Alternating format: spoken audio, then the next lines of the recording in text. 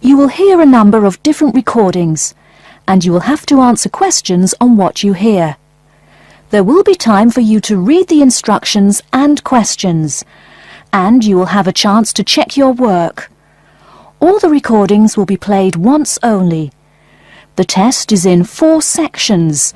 At the end of the test, you will be given 10 minutes to transfer your answers to an answer sheet. Now turn to Section 1. Section 1. You will hear a conversation between a travel agent and a woman who wants to go to Australia with her husband on holiday. First, you have some time to look at questions 1 to 3.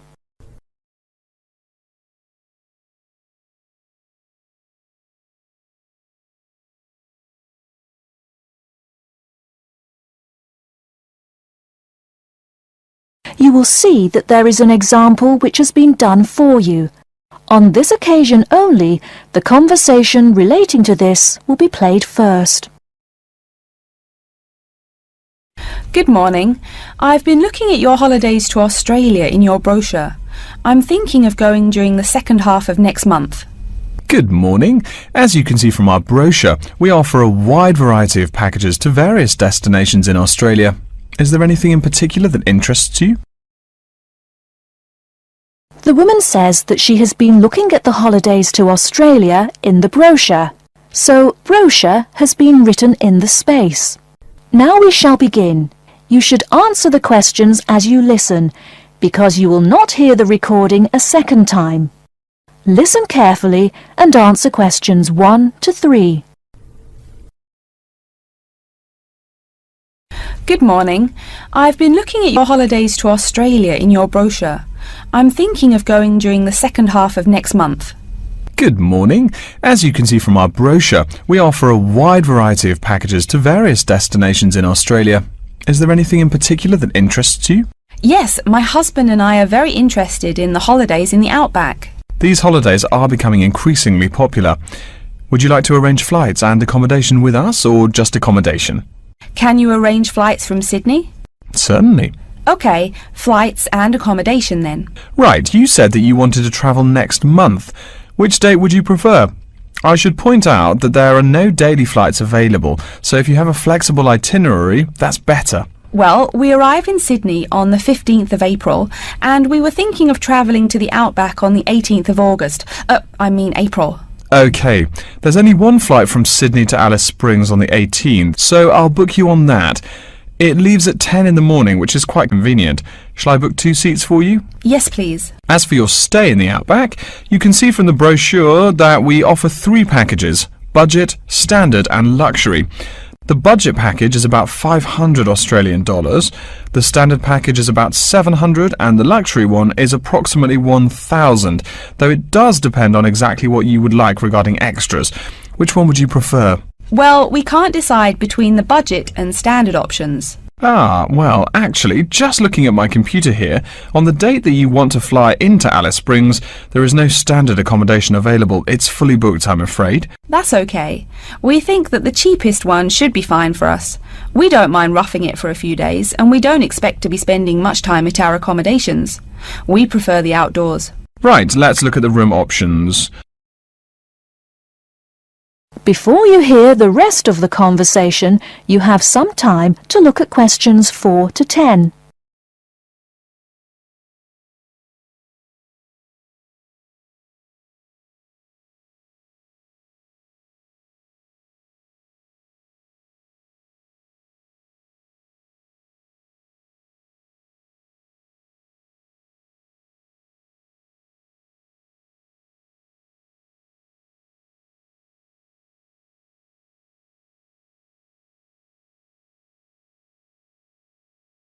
Now listen and answer questions 4 to 10.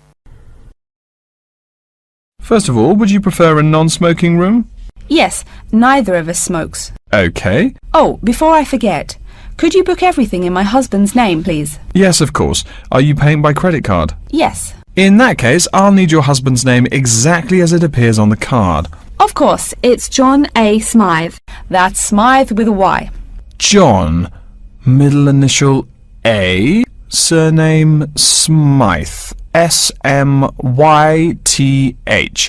Is that correct? Correct. Thank you. I'll just check the price. The room will cost $100 a night plus $10 tax, so $110 per night in total. Is that okay? Yes, that's fine. Book us for 3 nights, please.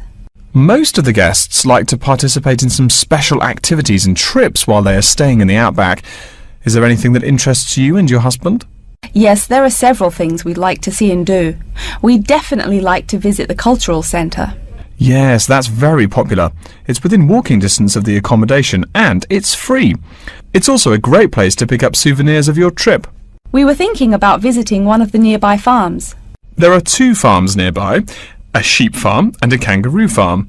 There is also an opportunity to ride camels in the desert. Have you ridden a camel before? No, but it sounds like fun. Could you give me some more details about the kangaroo farm and the camel ride? Certainly. The kangaroo farm includes information on how the animals are raised, whilst the camel ride provides information on desert flora and fauna. Which would you prefer? You can arrange to see the kangaroos in the wild if you like, rather than on a farm. That sounds perfect.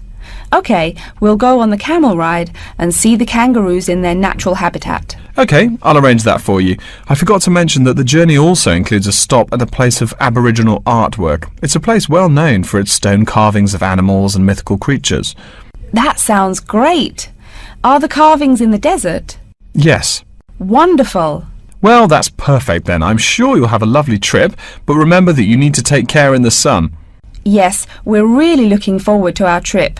We really want to try to experience the dream time under the stars. Of course. That's what a trip to the outback is really all about. Yes. Now, how about the cost?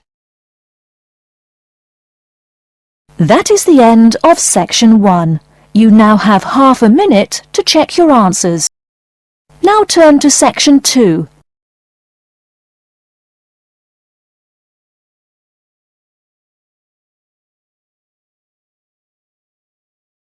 Section 2. You'll hear an announcement which is looking for some volunteers. First, you have some time to look at questions 11 to 15.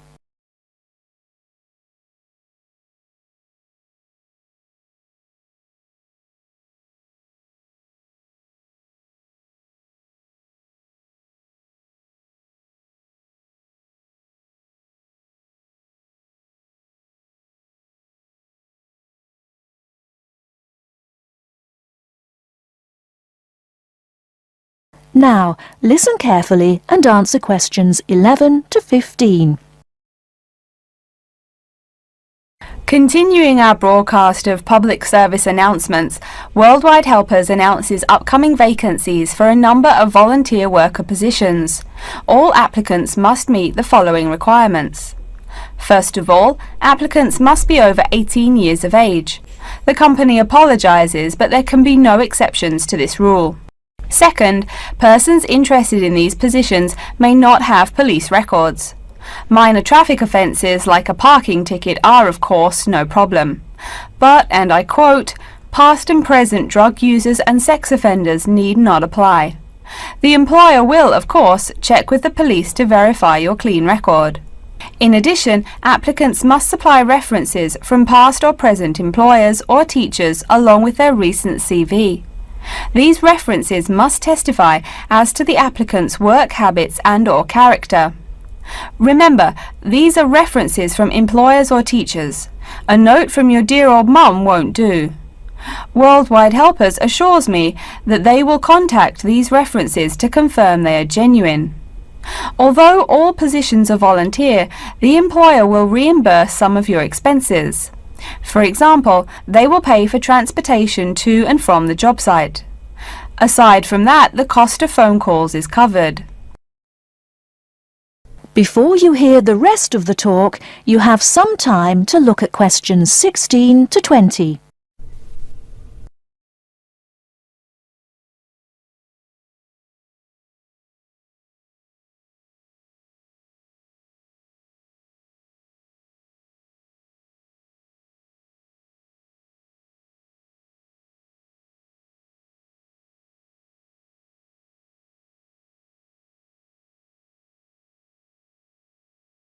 Now listen and answer questions 16 to 20.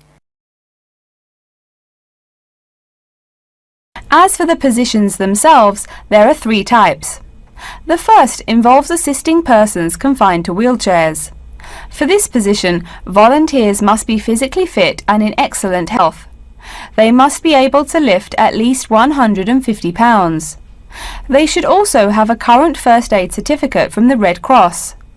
But the most important requirement is that the volunteer must have his own car. On Tuesday afternoons, the volunteers take their clients to various scenic spots around the city to experience and enjoy nature. If you don't drive, but you'd still like to get involved, the centre has a number of openings for people to read to the blind. Readers must, of course, read English clearly. Persons with no foreign accent are preferred. For these positions, you must be available on Monday mornings. Oh, wait, I see a note here. There is one opening for someone who can read Urdu. Apparently, there is a Pakistani blind person who'd like to hear his or her native language, but the other positions are all in English. And finally, there are a limited number of volunteers needed to care for disabled children. I'm sorry, but the information I've been given does not say how many children or what disabilities they have. In any case, you are needed to care for the children for 1 week in August. Apparently, this will be at the close of the summer holiday. I would guess this involves helping them with the routine chores of daily life. Again, volunteers for this position must know basic first aid, be in good health, and be able to lift up to 75 pounds.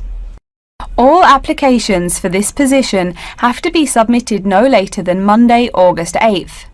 Applications may be made either by regular postal service, the snail mail, or by email. The mailing address is Worldwide Helpers, Post Office Box 651, East Surrey, BY8 99C. Please write "Attention Mary Smith" on the envelope.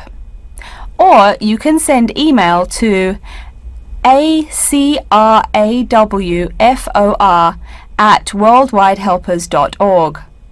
That's acrawfor@worldwidehelpers.org. So get out there and do something good. Okay.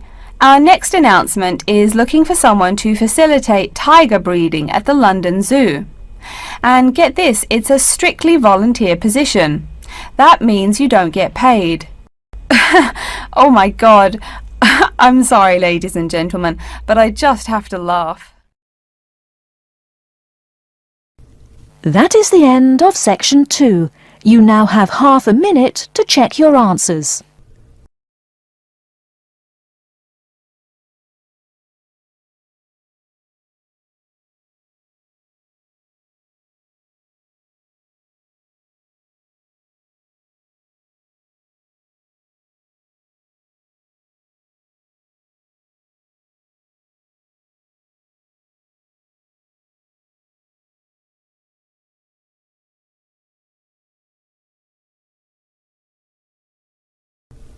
Now turn to section 3. Section 3.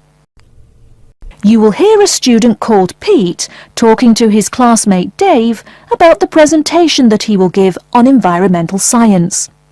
First, you have some time to look at questions 21 to 25.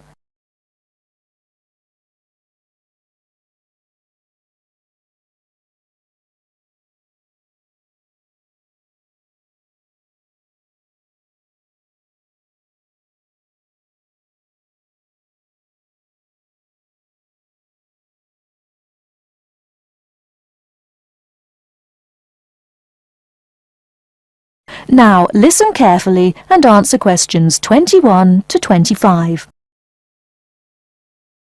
Are you just leaving the library now? I saw you get there at 8 a.m. Yeah, I've been there all day. What for? They hire a cute new librarian or something? I wish. No, it's the presentation that I will give in environmental science the day after tomorrow. What's it about? I heard you were really excited about the class. And Dr. Schnee also calls you for the arcane questions, as he calls them. It's about environmental damage in the Yucatan. Excuse me, what? Or is that where? The Yucatan. It's a state in southeast Mexico. So what's happening there? Agriculture is having a really adverse impact on the environment. There are too many farmers doing too much farming. It's really destroying the forests and ruining the soil.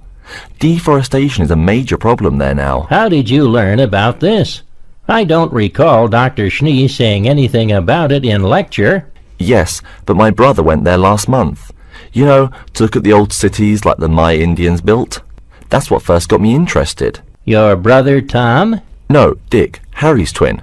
Anyway, he told me how few trees there were now, and how much empty ground that grows almost nothing.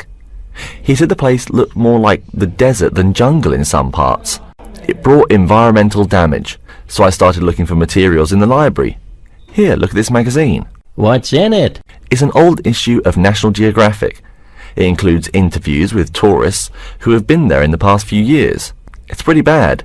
See the photos? I see the photos, but one or two photos don't prove anything. Then read what the article says. Right there. The first thing it points out is how soil samples show it's hard for anything to grow there. It says how an area of 21,000 square kilometers has lost most of its forest in the past 10 years. See, there are graphs. As the number of farmers increases, the acres of forest have decreased. It's an inverse relation. Before you hear the rest of the talk, you have some time to look at questions 26 to 30.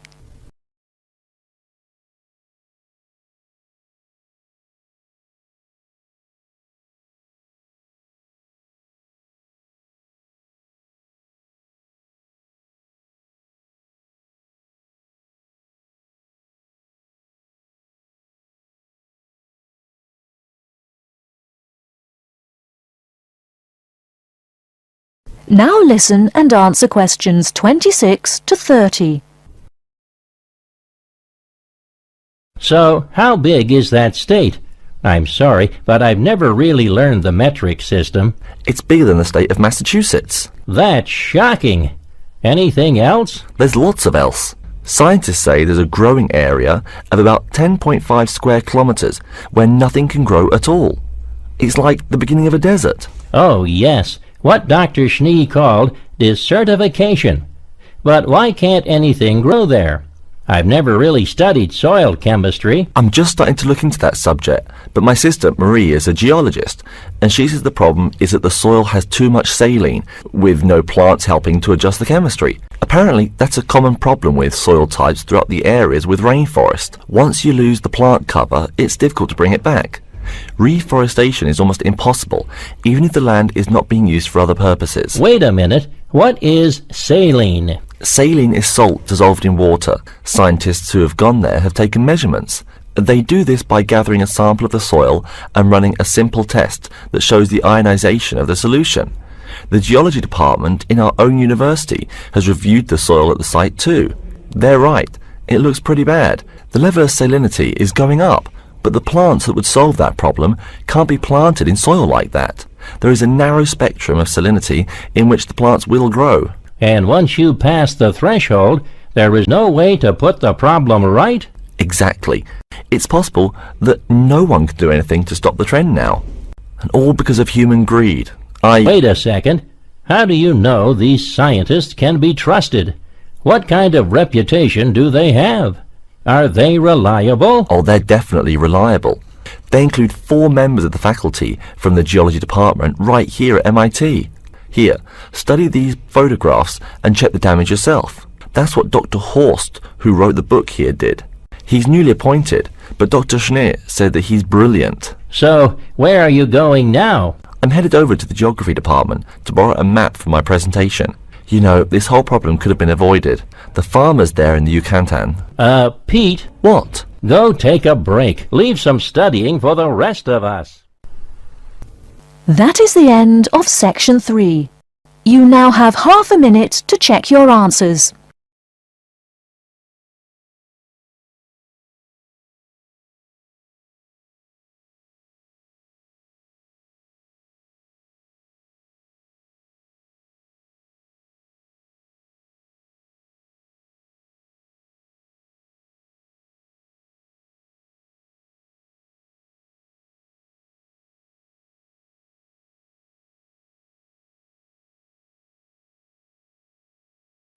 Now turn to Section 4. Section 4. You will hear a lecture's introduction to Insect Biology 101. First, you have some time to look at questions 31 to 40.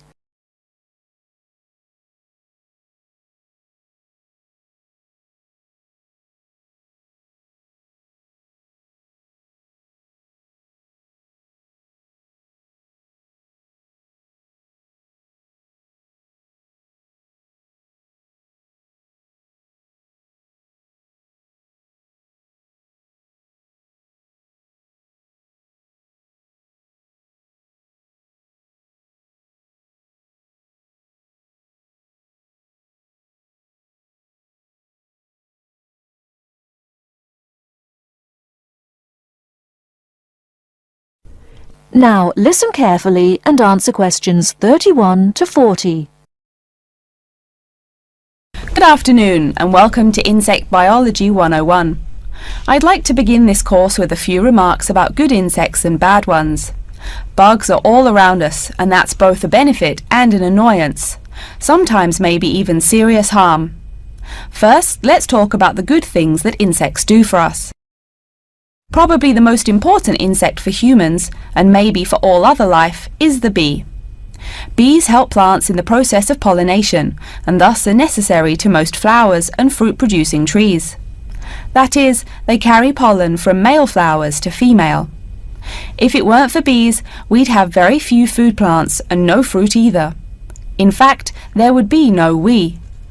No less a thinker than Albert Einstein pointed out that, without bees, humanity would be dead within a year or less. We'd starve. It's that simple.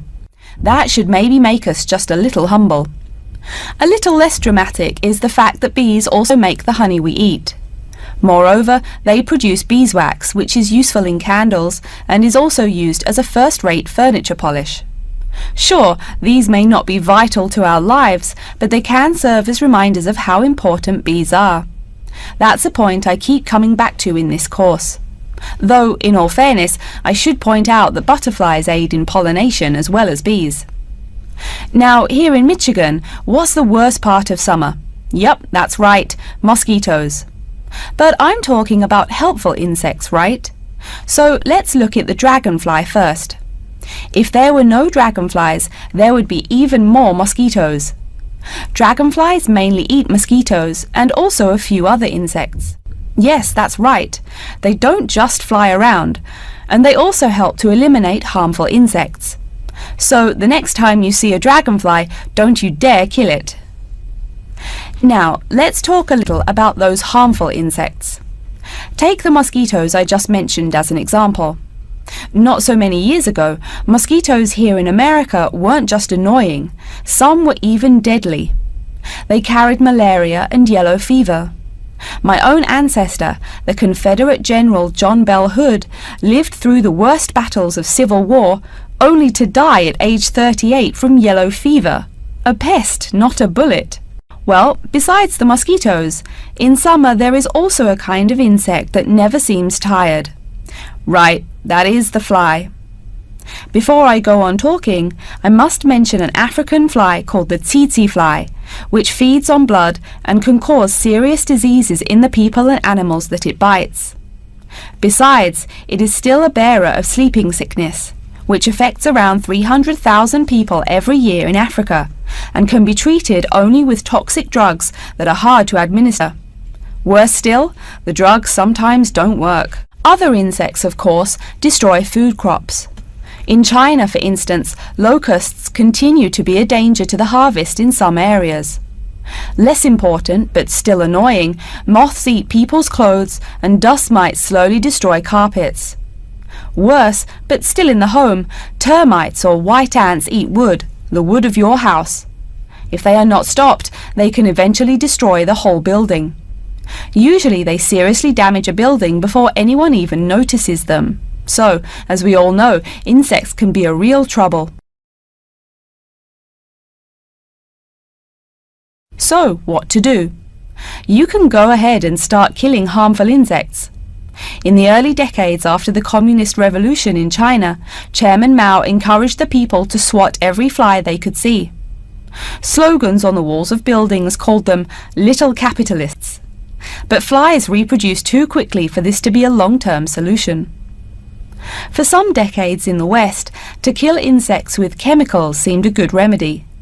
Unfortunately, chemicals can only be used in a limited area for a limited time. It's a small-scale solution. The insects come back. Worse still, some of the poisons used, like DDT, were found harmful to the environment. Many kinds of wildlife, like hawks, were harmed.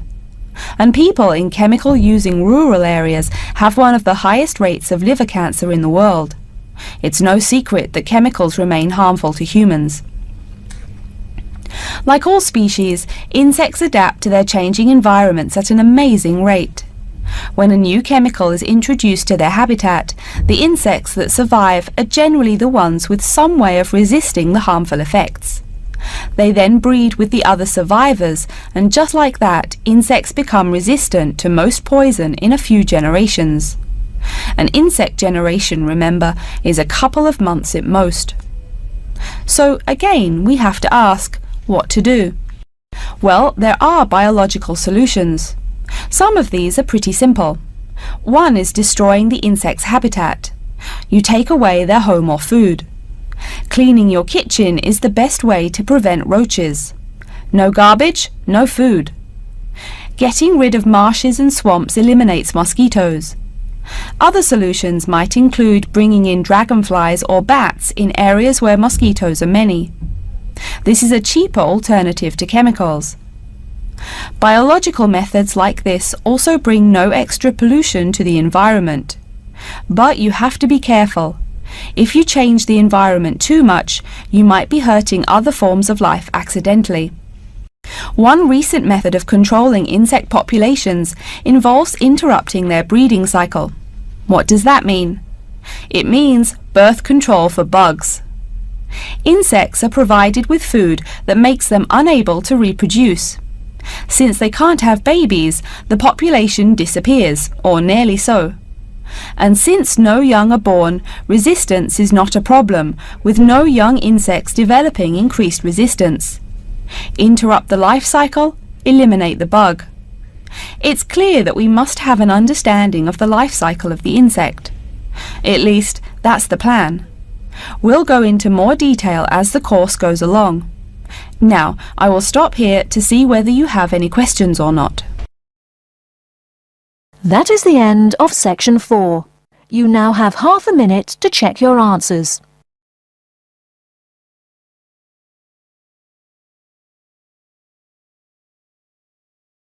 That is the end of the listening test. In the IELTS test, you will now have 10 minutes to transfer your answers to an answer sheet.